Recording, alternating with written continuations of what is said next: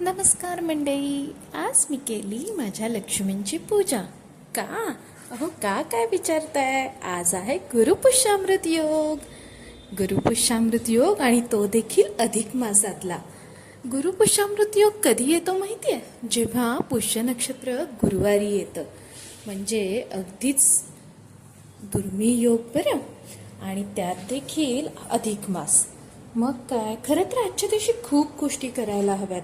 आजच्या दिवशी आपल्या देवांची पूजा अर्चा, प्रार्थना, देवधर्म, दानधर्म सगळ्याच गोष्टी करायला हव्यात.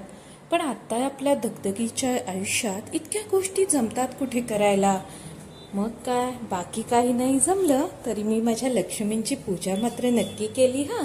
दरवर्षी आम्ही सहकुटुंब सहपरिवार दर्शनाला जातो, पण ह्यावर्षी फक्त घरातल्या घरात आमच्या लक्ष्मींची पूजा केली आणि देवाची मनोभावे प्रार्थना केली.